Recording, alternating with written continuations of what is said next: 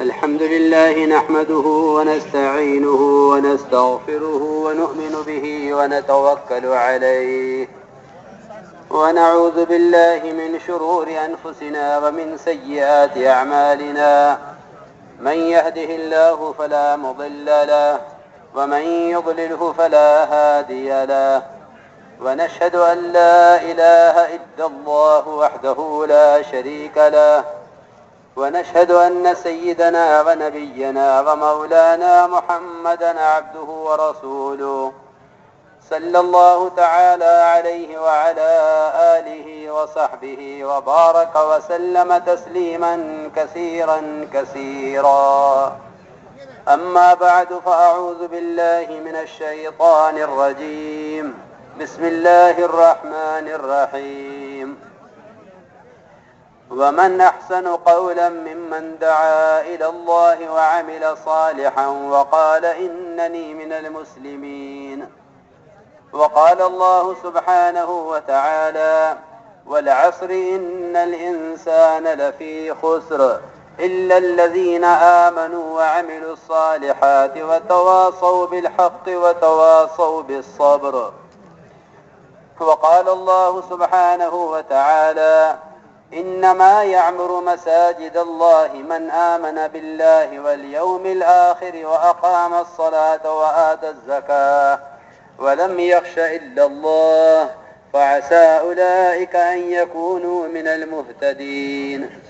وقال عليه الصلاة والسلام المؤمنون هينون لينون كالجمل الآنف إن قيد إن قاد وإن أنيق على صخرة استناخ. وقال عليه الصلاة والسلام من قال لا إله إلا الله مخلصا دخل الجنة. قيل وما إخلاصها؟ قال أن تحجزه عن محارم الله. وكما قال عليه الصلاة والسلام. میرے محترم دوستو بزرگوں عزیزو، ایک بہت بڑا مجمع اس کام کے ساتھ منسوب اور اس کام میں لگا ہوا ہے. سب سے زیادہ ڈرنے کی بات یہ ہے کہ محنت سنت سے ہٹ کر کہیں عادتوں اور رواجی طریقوں کی طرف نہ چل دے. اس کا ڈر اس لیے زیادہ ہے کہ رواجی طریقوں میں سہولتیں بہت ہیں اور سہولت پسندی مجاہدے کی بالکل مخالف ہے. ہر شخص کی اگر کوشش یہ ہو کہ کام کو سہولت کی طرف، آسانی کی طرف لاؤ تاکہ امت کا ہر فرد اس کو کر سکے. دین کو اسی طرح کھیل بنایا گیا ہے جس سے بے دینی پیدا ہوئی ہے. اگر دعوت کو بھی اس طرح کھیل بنایا گیا تو اس سے بھی وہ تربیت، وہ اصلاح، وہ اللہ کا تعلق پیدا نہیں ہوگا جو دعوت اللہ کے ساتھ اللہ کی طرف سے موعود ہے، جس کا وعدہ ہے. اس لیے سب سے اہم اور بنیادی بات اعمال دعوت سے اللہ کے قرب کا دلوں میں ایسا یقین ہو کہ یہ تو ممکن ہے کہ صبح سورج نہ نکلے، مگر یہ ممکن نہیں ہے کہ دعوت اللہ محمد صلی اللہ علیہ وسلم اور آپ کے صحابہ کے طریقے اور ان کے جذبے کے مطابق ہو، اور دعوت اللہ سے تربیت اور اصلاح اور ہدایت کا عام ہونا نہ ہو. یہ ممکن نہیں ہے. اس لیے میرے محترم دوستو، بزرگوں، عزیزوں، بنیادی طور پر سب سے پہلے ہر کام کرنے والے کو دل کی گہرائیوں سے اس کا یقین ہو کہ دعوت اور عمل ان دونوں کا کما حقہما، جیسا ان دونوں کا حق ہے، ان دونوں کو مسلسل جمع رکھنا یہ تربیت کا، تزکیے کا، اصلاح کا اور تعلق مع اللہ کا ایسا یقینی راستہ ہے، ایسا یقینی راستہ ہے جس کا انکار کرنا سنت کا انکار کرنا ہے، جس کا انکار کرنا سنت کا انکار کرنا ہے. دل کے اندر اس کا یقین ہو کہ اللہ رب العزت نے ہدایت کا ضابطہ دعوت اللہ کو متعین فرمایا ہے. ہدایت کا ضابطہ دعوت اللہ کو متعین فرمایا ہے. دعوت اللہ دین کے کسی شعبے کا متبادل نہیں ہے، اور دین کا کوئی شعبہ دعوت کا متبادل نہیں ہے. میری بات بہت توجہ سے سننا. اگر ہم یہ خیال کریں کہ ہاں کام ہے اور بھی کام ہے، تو دعوت اللہ کا کوئی متبادل نہیں ہے. اور یہ بھی یاد رکھنا کہ دعوت اللہ دین کے کسی شعبے کا متبادل نہیں ہے کہ اس کو چھوڑ کر اس کو کر لیا جائے، اس کو چھوڑ کر اس کو کر لیا جائے. دعوت اللہ کا کوئی متبادل نہیں ہے، اور محض دعوت دین کے شعبوں کا متبادل نہیں ہے، کیونکہ دین اور دعوت، تبلیغ اور تعلیم، یہ دونوں چیزیں ایک دوسرے کے ساتھ ایسی متلازم ہیں، ایک دوسرے کے ساتھ ایسی متلازم ہیں کہ یہ ایک دوسرے کا متبادل نہیں ہو سکتے. جو چیزیں آپس میں متلازم ہوتی ہیں وہ کسی شکل میں ایک دوسرے کا متبادل نہیں ہو سکتی. ہمیں دل کے گہرائیوں سے اس کا یقین ہو، کیونکہ میرے دوستو بزرگوں عزیزوں، دعوت اللہ سے بڑھ کر اللہ کے قرب کا کوئی ذریعہ نہیں ہے. دعوت اللہ سے بڑھ کر اللہ کے قرب کا کوئی ذریعہ نہیں ہے. مولانا الیاس صاحب رحمۃ اللہ فرماتے تھے، جتنا مخلوق کو خالق کی راہ پر لانے کی کوشش کرو گے اللہ کو اتنا ہی زیادہ راضی کرو گے. بلکہ ایک صحیح حدیث کا مفہوم ہے کہ اللہ کے دین کے جہد سے بڑھ کر کوئی عمل اللہ کے قرب کا نہیں ہے. کیوں؟ اس لیے کہ دعوت اللہ تمام اعمال میں، تمام فرائض میں، تمام نیکیوں میں، تمام عبادات میں، یہاں تک کہ ایمان جو تمام عبادات کی بنیاد اور اصل ہے، جس کے بغیر کسی عمل کا اعتبار بھی نہیں ہے، اور جس کے بغیر عمل پر اجر بھی نہیں ہے، اور جس کے بغیر اعمال پر استقامت بھی نہیں ہے، اور جس کے بغیر اللہ کے وعدوں کا پورا ہونا بھی نہیں ہے، وہ ایمان، وہ بھی دعوت اللہ پر ہی بننا موقوف ہے. وہ ایمان بھی دعوت اللہ پر بننا موقوف ہے. مولانا الیاس صاحب ملفوظات میں ہے، حد کے ملفوظات خوب پڑھا کرو، خوب پڑھا کرو. حد کے ملفوظات میں ہے کہ یہ محنت ایمان اور اعمال کی تکمیل کے لیے ہے. تبلیغ صرف تعلیم کے لیے نہیں ہے، تبلیغ صرف تعلیم کے لیے نہیں ہے. حد کے ملفوظات میں ہے کہ دعوت اللہ، اس سے کلمہ نماز کا درست ہو جانا، کلمہ نماز کا درست ہو جانا اس محنت سے، یہ اس راستے کی الف باتا ہے جو بچے کو پہلے ہی پڑھائی جاتی ہے. جیسے ہی کوئی کافر اسلام میں داخل ہوتا تھا، سب سے پہلے اس کو بتایا جاتا تھا کہ یہ کلمہ لا الہ الا اللہ محمد رسول اللہ، یہ تیرے دخول کا، یہ تیرے دخول کا، یہ تیرے دخول کی علامت ہے، اور یہ تیرا دین ہے کہ تو نماز قائم کر، زکوٰۃ ادا کر، رمضان کے روزے رکھ، بیت اللہ کا حج کر. یہ فرائض اس کو پہلے دن تعلیم دیے جاتے تھے.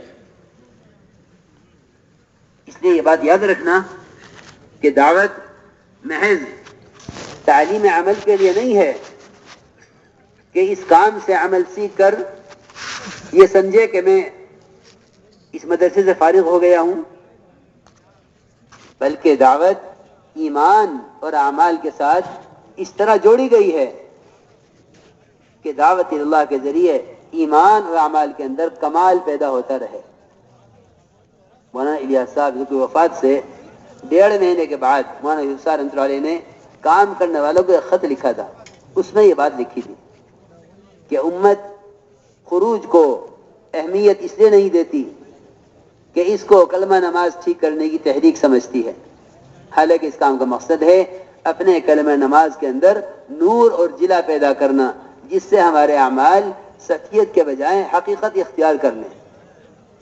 دعوت اور خروج اعمال کو سطحیت سے اٹھا کر حقیقت پر لانے کے لیے ہے. اس لیے میرے بزرگ دوستوں عزیزوں، سب سے پہلے ہمیں اللہ کے راستے میں نکلنے کی ضرورت اور اس کے مقصد کو سمجھنا ہے، کیونکہ جو محنت بلا مقصد ہو اس پر استقامت کبھی نہیں ہو سکتی. قرآن نے صاف طور پہ فرمایا ہے وَمَنْ أَحْسَنُ قَوْلًا مِّمَّنْ دَعَا إِلَى اللَّهِ وَعَمِلَ صَالِحًا. اس شخص سے اچھا دین ہو کس کا سکتا ہے جو دعوت دیتے ہوئے عمل کرے. گویا دعوت اور عمل ان دونوں کو مسلسل جمع رکھنا، دعوت اور عمل ان دونوں کو مسلسل جمع رکھنا یہ دین کو سب سے اچھا بنانے والا ہے. علماء نے تفسیر اسی طرح کی ہے، بلکہ مفسرین نے ترجمہ اسی طرح کیا ہے اور یہ فرمایا ہے کہ وَمَنْ أَحْسَنُ دِينًا کا مطلب ہے وَمَنْ أَحْسَنُ عَمَلًا. عمل سے دین مراد لیا ہے. وَمَنْ أَحْسَنُ قَوْلًا سے قول سے دین مراد لیا ہے کہ اس سے اچھا دین ہو کس کا سکتا ہے جو دعوت دیتے ہوئے عمل کرے. معلوم یہ ہوا کہ دعوت ایمان اور اعمال کے اندر کمال پیدا کرنے کے لیے ہے. اس لیے میرے بزرگ دوستو عزیزوں، بنیاد اس کو بناؤ کہ اللہ کے راستے کی نقل و حرکت ایمان اور اعمال کی تکمیل کے لیے ہے. سوال اس بات کا ہے، لوگ یہ کہتے ہیں کہ کیا ایمان اور اعمال میں کمال پیدا کرنے کے لیے صرف یہی راستہ ہے؟ دیکھو، جب امت کی نظر سیرت صحابہ سے اور محمد صلی اللہ علیہ وسلم کے طریقوں سے دور ہوتی جاوے گی، امت کے درمیان رواجی طریقے زندہ ہوتے رہیں گے اور سنت کے طریقے امت سے دور ہوتے رہیں گے. سنت کے طریقے دور ہوتے رہیں گے. اگر ہم اس محنت کو کرنے میں سب سے پہلے سیرت پر غور کریں کہ سیرت صحابہ میں اور آپ صلی اللہ علیہ وسلم کی احادیث میں دعوت کا کیا مفہوم ہے اور ایمان کی دعوت کی کیا ضرورت ہے اور ایمان سیکھنے میں صحابہ کرام کا کیا معمول ہے، اگر اس پر غور کریں گے تو واقعی میں یقین سے کہتا ہوں یہ بات سمجھ میں آ جائے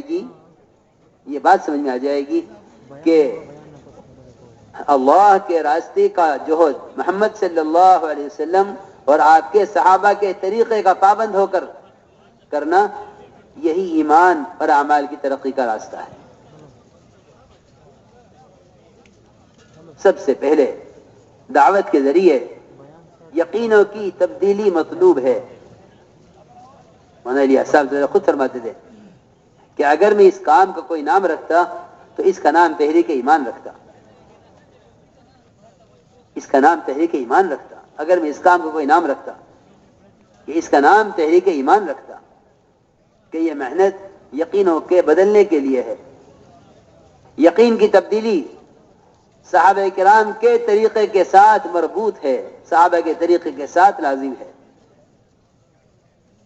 اس کا طریقہ یہ تھا کہ معاذ بن جبل، عبداللہ بن رواحہ، عمر بن خطاب، ابی بن کعب اور ابو ہریرہ رضی اللہ عنہ اجمعین، یہ بڑے بڑے صحابہ جن میں ایک سید القراء ہیں، جن میں ایک سید العلماء ہیں، جن میں ایک سید المحدثین ہیں ابو ہریرہ، جن میں عمر ہیں جن کے بارے میں فرمایا لو کان بعدی نبی لکان عمر. ان صحابہ سے یہ بات کئی روایتوں میں ثابت ہے کہ یہ ایمان سیکھنے کے عنوان پر صحابہ پر گشت کرتے تھے اور ان سے ملاقاتیں کرتے تھے اور کہتے تھے قم بنا، اٹھو ہمارے ساتھ، چلو ہمارے ساتھ، آؤ ہمارے ساتھ، کچھ دیر کے لیے میرے پر ایمان لے آؤ. یہ معمول امت میں سے یعنی کلیتاً ختم ہو گیا ہے. کلیتاً ختم ہو گیا، کلی طور پر. حالانکہ یقین کے سیکھنے کا اور یقین کی تبدیلی کا یہی طریقہ تھا صحابہ کرام کے درمیان. مسجد کی جماعت تھی صحابہ کی، جن کا کام یہ تھا کہ ایمان سیکھنے کے عنوان پر صحابہ پر گشت کرتے تھے اور کہتے تھے قم بنا، اٹھو ہمارے ساتھ، چلو ہمارے ساتھ، آؤ ہمارے ساتھ مسجد میں کچھ دیر کے لیے پر ایمان لے آؤ. بلکہ خود عمر رضی اللہ عنہ کا قول یہ ہے، وہ خود فرماتے ہیں کہ میں تمہیں مسجد میں ایمان کے حلقوں میں اس لیے جمع کرتا ہوں تاکہ میرے اپنے ایمان میں زیادتی ہو، تاکہ میرے اپنے ایمان میں زیادتی ہو. عبداللہ بن رواحہ رضی اللہ تعالیٰ عنہ ایک کے دو کے ہاتھ پکڑتے اور یہ کہتے کچھ دیر کے لیے ہمارے ساتھ مسجد میں آ جاؤ، اپنے پر ایمان لے آؤ. خبر نہیں یہاں اس وقت کتنی مسجد کی جماعتیں موجود ہوں گی. میری ان سب سے درخواست یہ ہے کہ اپنے کام کو محمد صلی اللہ علیہ وسلم اور آپ کے صحابہ کے طریقے اور ان کی سیرت پر لاؤ، کیونکہ اللہ رب العزت نے قیامت تک تربیت کا ضابطہ سنت کو متعین کر دیا ہے. جو محنت، جو عمل، جو عبادت، جو ضرورت خلاف سنت پوری کی جائے گی، اس سے نہ اللہ کا قرب حاصل ہوگا نہ کبھی تربیت ہوگی. اس لیے مسجد کی جماعت کا کام یہ ہے کہ مسجد کو ملاقات کے وقت عمل سے خالی نہ چھوڑو، بلکہ مسجد میں 2-3 ساتھیوں کو متعین کر کے ایمان کا حلقہ قائم کرو اور صحابہ کی طرح ملاقاتیں کر کے لوگوں کو ایمان سیکھنے کے عنوان پر جتنے مسجد کے باہر کے پھیلے ہوئے نقشے ہیں، ان نقشوں میں سے ان کو نکالو. نقشوں میں دعوت نہیں جانی ہے، نقشوں میں سے نکال کر ایمان کے حلقوں میں لا کر ایمان سکھلانا ہے. ان نقشوں سے نکالو. ہمیں صحابہ کرام کا معمول یہ ملا ہے کہ ملاقاتیں کر کے فرماتے ہیں صحابہ سے ہمارے ساتھ اٹھ جاؤ، مسجد میں آ جاؤ، ہمارے ساتھ مسجد میں آ جاؤ تاکہ میرے پر ایمان لے آئیں. ملاقاتیں برائے ملاقات نہیں ہیں، بلکہ ملاقات مسجد کے ماحول میں لانے کے لیے ہیں، کیونکہ اللہ کے تعلق کے پیدا ہونے اور یقین کے بدلنے کی جگہ اصل مسجد ہے. ہمیں صحابہ کرام کا معمول یہی ملتا ہے. اس زمانے میں کیونکہ مسجدیں صرف نماز کے لیے رہ گئی ہیں، نماز کے علاوہ اور کوئی عمل مسجد کے لیے تصور نہیں کیا جاتا. حالانکہ حضور اکرم صلی اللہ علیہ وسلم کے زمانے میں نماز مسجد کا ایک عمل تھا سارے اعمال کے ہوتے ہوئے. ابوبکر رضی اللہ عنہ بیان فرما رہے تھے، بیان کرتے کرتے فرمانے لگے آؤ اب نماز پڑھ لیں. صحابہ کرام کھانا کھا رہے تھے، کھاتے کھاتے فرماتے ہیں ہم نے اتنا ہی کیا کہ مسجد کنکریوں سے ہاتھ پہنچے اور نماز میں شریک ہو گئے. وہ سارے اعمال مسجد تھے جن کی وجہ سے عبادات میں کمال پیدا ہوتا تھا. اس زمانے میں مسجد کا عمل صرف نماز کو سمجھا جاتا ہے، اس لیے نماز میں کمال نہ عمل کے اعتبار سے ہے، نہ طریقے کے اعتبار سے ہے، نہ یقین کے اعتبار سے ہے. اس لیے میرے دوستو بزرگوں عزیزوں، مجھے عرض کرنا تھا کہ مسجد نبوی 24 گھنٹے ان اعمال سے آباد تھی کہ ہر آنے والے کو اپنی ضرورت کا دین سکھلانے والے مسجد میں مل جایا کرتے تھے. اب تو مسجد کا عمل صرف نماز رہ گیا ہے. اس کے بارے میں بھی یوں کہتے ہیں کہ جی اذا قضیت الصلاۃ فانتشروا فی الارض وابتغوا من فضل اللہ، کہ نماز ہو چکے تو نکل جاؤ تجارت کے لیے اور اللہ کا فضل تلاش کرو، یعنی تجارت کرو. حالانکہ بعض مفسرین کا اور خود ابن عباس رضی اللہ تعالیٰ کا قول یہ ہے، خود ابن عباس رضی اللہ عنہ کا قول یہ ہے کہ اس سے طلب رزق مراد نہیں ہے، اس سے طلب علم مراد ہے کہ نماز سے فارغ ہو جاؤ تو کسی علم کے حلقے میں بیٹھ جاؤ. اگر تمہیں شدید ضرورت باہر جانے کی پڑ ہی گئی ہے تو جا سکتے ہو، کیونکہ صحابہ کرام کو تجارت سے روک دیا گیا تھا. وہ ایسی اطاعت کرنے والے تھے کہ تجارت ہمیشہ کے لیے چھوڑ دیتے. اس لیے اللہ نے فرمایا کہ جب نماز پڑھ چکو تو تجارت کر سکتے ہو.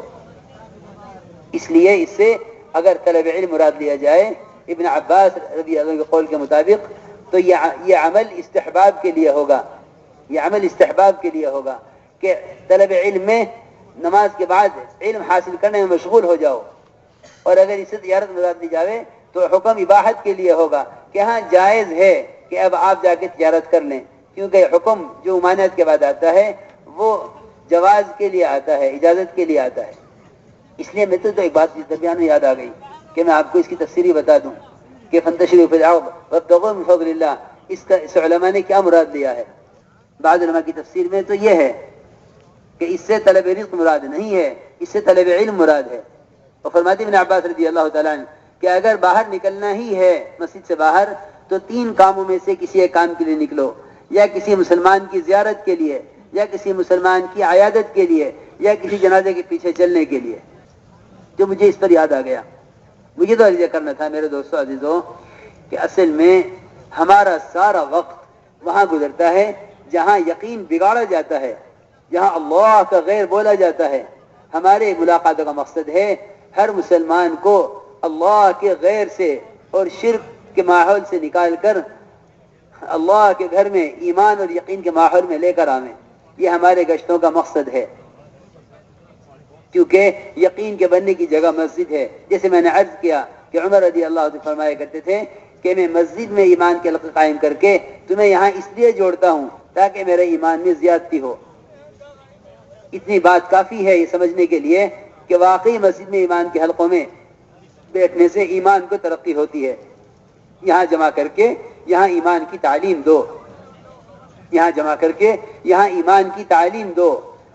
میرے دوستو عزیزوں، امت ایمان کے خیال پر ہے، امت ایمان کے خیال پر ہے، خیالی ایمان ہے، ایمان کی حقیقت سے بالکل واقف نہیں ہے.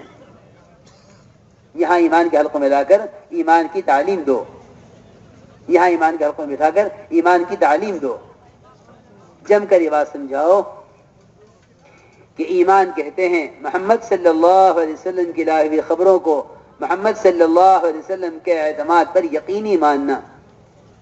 محمد صلی اللہ علیہ وسلم کی لائی ہوئی خبروں کو محمد صلی اللہ علیہ وسلم کے اعتماد پر یقینی ماننا، اس کو ایمان کہتے ہیں. جو خبریں آپ لے کر آئے ہیں ان خبروں کو آپ کے یقین پر اور آپ کے اعتماد پر یقین ماننا، اسی کو ایمان کہتے ہیں.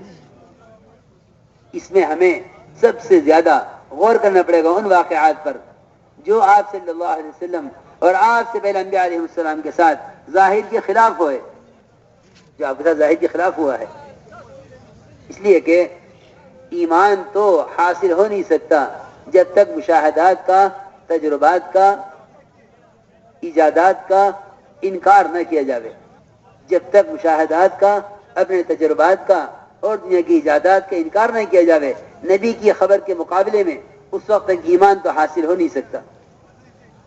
اس لیے میرے دوستوں بزرگوں عزیزوں، سب سے پہلے انبیاء علیہ السلام کے وہ واقعات، کیونکہ انبیاء علیہ السلام کے واقعات یہ دلوں کے اندر جماؤ پیدا کرنے کے لیے ہیں. اللہ نے فرمایا ہے کہ نبی جی ہم آپ پر انبیاء علیہ السلام کے واقعات اس لیے وحی کرتے ہیں تاکہ آپ کے دل میں جماؤ پیدا کریں.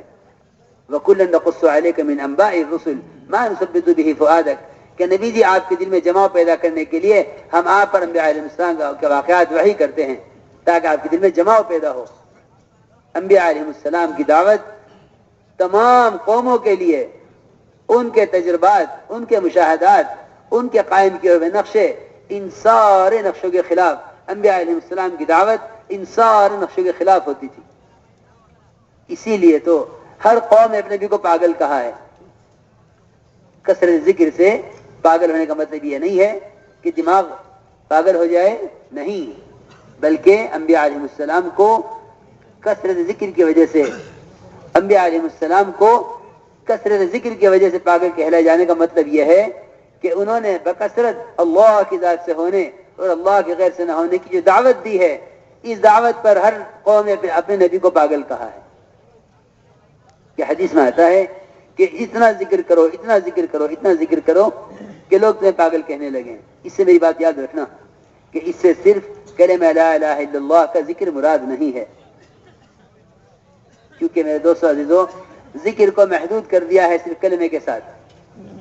کلمہ لا الہ الا اللہ کی کثرت سے ایمان کی تجدید کا مطلب یہ ہے، کلمہ لا الہ الا اللہ کی کثرت سے ایمان کی تجدید کا مطلب یہ ہے کہ ایمان کے حلقوں میں جمع کر کے یہاں اللہ کی قدرت، اللہ کی عظمت، اللہ کی بڑائی، تمام دنیا کے پھیلے نقشوں کے مقابلے میں اللہ کی قدرت کو سمجھانا، یہ ہے کہ کلمے کی کثرت سے جو ہے کلمے کی کثرت کرنے والوں کو پاگل کہلایا جانے کا مطلب یہ ہے. کیونکہ انبیاء علیہ السلام نے جب اللہ کی طرف سے آ کر قوم کے نقشوں کے خلاف اللہ کی ذات سے ہونے کا تذکرے کیے تو قوموں نے نبیوں کو پاگل کہا ہے.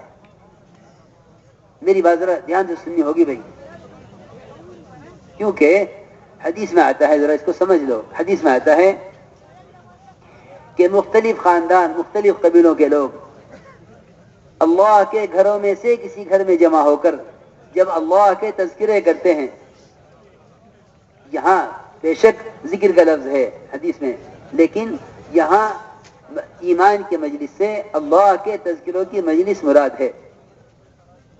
اجتماعی ذکر سے اللہ کی قدرت، اس کی عظمت، اس کی بڑائی کے تذکرے مراد ہیں. یہ میں یہ بات سمجھانے کے لیے کہہ رہا ہوں کہ اس وقت امت میں اللہ کا ذکر تو کرتے ہیں، اللہ کے تذکرے نہیں کرتے. اللہ کا ذکر تو کرتے ہیں، اللہ کے تذکرے نہیں کرتے. حضرت فرماتے تھے جن کے تذکرے ہوں گے ان کا یقین ہوگا چاہے ذکر بھی کرتے ہوں. جن کے تذکرے کریں گے ان کا یقین ہوگا دلوں میں چاہے ذکر بھی کرتے ہوں. سنو میں کیا عرض کر رہا، ہم ذکر کرتے ہیں، اللہ کے تذکرے نہیں کرتے. یہاں حدیث نے فرمایا کہ مختلف قبیلوں کے، مختلف خاندان کے لوگ اللہ کے گھروں میں سے کسی گھر میں جمع ہو کر، یعنی مسجد مراد ہے، یہاں جمع ہو کر اللہ کے جو تذکرے کرتے ہیں. اللہ اکبر. سنو تو صحیح، حدیث میں آتا ہے کہ فرشتے اپنے پروں سے آسمان تک ان کو گھیر لیتے ہیں اور اللہ رب العزت ان سے بہتر مجلس میں ان کا ذکر فرماتے ہیں، ان سے بہتر مجلس میں ان کا ذکر فرماتے ہیں. بلکہ بعض علماء نے تو تفسیر یہ کی ہے کہ ولا ذکر اللہ اکبر، کہ ولا ذکر اللہ اکبر کا مطلب یہ ہے کہ اللہ تعالیٰ اپنا ذکر کرنے والوں کا ذکر کریں، یہ ہے ذکر اکبر. ذکر اکبر اس کو فرمایا. اکثر مفسرین کی تفسیر یہی ہے کہ ذکر اکبر کا مطلب یہاں یہ ہے کہ اللہ کے بندے جو اللہ کے گھروں میں جمع ہو کر اللہ کے تذکرے کریں گے، اللہ تعالیٰ ان سے بہتر مخلوق فرشتوں کے درمیان ان کے تذکرے کریں گے. ان کے تذکرے اللہ اپنی فرشتوں کے درمیان میں کریں گے. یہ ہے مطلب ذکر اکبر کا. اللہ تمہارا ذکر کرے، یہ ذکر اکبر ہے. اللہ تمہارا ذکر کرے، اللہ ہمارا ذکر کرے، یہ ہے ذکر اکبر. کتنی بڑی بات ہے، کتنی بڑی بات ہے. اگر ہم غور کریں تو کتنی اونچی بات ہے کہ اللہ تعالیٰ اپنا ذکر کرنے والوں کا ذکر فرماتے ہیں فرشتوں کے درمیان. اس کو خوب سمجھ لینا چاہیے کہ مسجدوں میں ایمان کے حلقے قائم کرو. ہمارے گشت مسجد کے ماحول میں لانے کے لیے ہیں. یہ بات بار بار ہم عرض کر رہے کہ ہمارے گشت مسجد کے ماحول میں لانے کے لیے ہیں، کیونکہ صحابہ کی سنت، ان کا طریقہ یہی ہے. ملاقاتوں میں مسجد کے فضائل خوب بیان کیا کرو. ملاقاتوں میں مسجد کے فضائل خوب بیان کیا کرو. حدیث میں آتا ہے کہ جو شخص علم کی ایک بات سیکھنے کے لیے یا دوسروں کو سکھلانے کے لیے مسجد کی طرف قدم اٹھاتا ہے، اللہ تعالیٰ اس کو قدم اٹھانے پر ایک کامل حج کا ثواب عطا فرماتے ہیں. ایک کامل حج کا ثواب. مسجد کی طرف قدم اٹھاوے دین کی ایک بات سیکھنے کے لیے یا دوسروں کو سکھلانے کے لیے تو اللہ تعالیٰ ایک کامل حج کا ثواب عطا فرماتے ہیں. اتنی فضیلت ہے. کیونکہ میرے دوستو عزیزو، اصل میں دلوں کے پلٹنے کی جگہ مسجد ہے. حضور اکرم صلی اللہ علیہ وسلم نے وہ وفد ثقیف جو یہ کہتا تھا کہ اسلام تو لائیں گے، نماز نہیں پڑھیں گے، زکوٰۃ نہیں دیں گے، جہاد نہیں کریں گے اور ہمارا بت 1 سال تک باقی رہے گا، ہم اس کو توڑیں گے نہیں. اس شرط کے ساتھ اسلام لاتے ہیں. آپ صلی اللہ علیہ وسلم نے ان کو مسجد میں رکھا اور صحابہ سے فرمایا کہ میں نے ان کو مسجد میں اس لیے رکھا ہے تاکہ اعمال مسجد ان کے دلوں کو اسلام کے لیے نرم کر دیں. جب ایک کافر کا دل مسجد کے ماحول سے اسلام کے لیے نرم ہو سکتا ہے، جب ایک کافر کا دل مسجد کے ماحول سے اسلام کے لیے نرم ہو سکتا ہے تو ایک مسلمان کا دل مسجد کے ماحول سے دین کے لیے تیار کیسے نہیں ہو سکتا. اس لیے میرے دوستو بزرگو عزیزو، مسجد کو ملاقاتوں کے دوران عمل سے خالی نہ چھوڑو، کیونکہ دعوت باتوں کی طرف نہیں ہے، دعوت ان اعمال کی طرف ہے جن اعمال میں مشغول رہنے سے اور جن ماحول سے دل پلٹتے ہیں۔ آپ اندازہ کریں طفیل ابن عمرو دوسی رضی اللہ تعالیٰ عنہ، وہ جب مکہ مکرمہ آئے تو قریش نے طفیل ابن عمرو دوسی کو آپ صلی اللہ علیہ وسلم کی دعوت سے ڈرایا اور یہ کہا کہ طفیل نہ ان کی بات سننا نہ ان سے بات کرنا، اس لیے کہ جو ان کی بات سنتا ہے وہ ان کا ہو جاتا ہے۔ طفیل ابن عمرو دوسی رضی اللہ فرماتے ہیں کہ میں نے آپ کی بات کو نہ سننے کے لیے اپنے کانوں میں روئی ٹھوس لی، کان بند کر لیے کہ کوئی آواز میرے کان میں نہ پڑے۔ فرماتے ہیں کہ اچھی طرح کان بند کر کے میں مسجد حرام میں داخل ہوا اور میں آپ کی بات سننا بھی نہیں چاہتا تھا، لیکن حرم میں داخل ہوتے ہی میں نے دیکھا کہ آپ صلی اللہ علیہ وسلم کعبے کے پاس نماز پڑھ رہے تھے۔ فرماتے ہیں کہ میں اندر گیا تو میرے دل نے یہ کہا کہ طفیل تجھے ان کی بات سننی چاہیے، تجھے ان کی بات سننی چاہیے، تجھے ان کی بات سننی چاہیے، اچھی ہوگی تو قبول کر لوں گا اور بری ہوگی تو چھوڑ دوں گا۔ فرماتے ہیں طفیل ابن عمرو دوسی رضی اللہ تعالیٰ عنہ کہ میں نے کانوں سے روئی نکالی اور میں نے آپ کا کلام سنا اور اسلام اسی وقت قبول کیا، اور اتنا ہی نہیں بلکہ آپ سے کہا فوراً کہ یا رسول اللہ میری قوم میری بات مانتی ہے، میں اپنی قوم کو جا کر دعوت دوں۔ اللہ کی شان، جو کانوں میں روئی ٹھوسے ہوئے تھے مسجد سے باہر، انہوں نے مسجد میں آ کر بات سنی اور بات سن کر یہ عرض کیا کہ اپنی قوم کو جا کر دعوت دوں۔ چند سال میں 80 خاندان، قبیلہ دوست کے 80 خاندان ان کے ذریعے اسلام میں داخل ہوئے، جن کو لے کر یہ خیبر کے موقع پر پہنچے حضور اکرم صلی اللہ علیہ وسلم کی خدمت میں۔ جو خود بات سننا نہیں چاہتا تھا وہ 80 خاندانوں کے اسلام میں داخل ہونے کا ذریعہ بنا ہے۔ میرے دوستو عزیزوں، میں تو بار بار عرض کر رہا اپنے کام کو سنت کی طرف لاؤ، اپنے کام کو سنت کی طرف لاؤ، کیونکہ سب سے بڑی سنت سنت دعوت ہے، سب سے بڑی سنت سنت دعوت ہے۔ آپ صلی اللہ علیہ وسلم کیونکہ ہمارے کام کا مقصد ہے احیاء سنت، میرے کام کا مقصد سنتوں کا احیاء ہے۔ سب سے اہم اور سب سے بڑی سنت وہ سنت دعوت ہے کہ یہ غور کریں کہ سنت دعوت میں آپ صلی اللہ علیہ وسلم کا طریقہ کیا ہے، کہ آپ صلی اللہ علیہ وسلم کا طریقہ اور آپ کے صحابہ کا طریقہ یہ تھا کہ وہ دعوت دے کر مسجد کے ماحول میں لاتے، صحابہ کو دعوت دیتے، صحابہ کو دعوت دیتے۔ اس زمانے میں تصور ہی کیا جاتا ہے کہ دعوت محض غیر مسلموں کے لیے ہے، حالانکہ اللہ تعالیٰ نے ایمان والوں کو ایمان لانے کا حکم فرمایا ہے۔ یا ایھا الذین آمنوا آمنوا، ایمان والو تم ایمان لاؤ۔ اللہ نے ایمان والوں کو ایمان لانے کا حکم فرمایا ہے۔ اس لیے میرے دوستو بزرگوں عزیزوں، ایمان والوں کو ایمان لانے کا حکم کا مطلب یہ ہے کہ ایمان والو مسلمان بن کر رہو، ایمان والو مسلمان بن کر رہو۔ یا ایھا الذین آمنوا آمنوا، ایمان والو تم ایمان لاؤ۔ اس لیے میرے بزرگوں دوستو عزیزوں، میں بار بار جو میں عرض کر رہا کہ ہمارا اصل میں ملاقاتیں مسجد کے ماحول میں لانے کے لیے ہیں۔ جو آنے سے عذر کرے اس سے وہاں بات کر کے مسجد کے لیے فارغ وقت لے لینا چاہیے، لیکن اصل بات کرنے کی جگہ مسجد ہے۔ اصل کیونکہ حدیث قدسی ہے، من اتانی ماشیا، جو میں ادھر چل کر آتا ہے، اللہ فرما رہے ہیں خود کہ میں اسے دوڑ کر آتا ہوں۔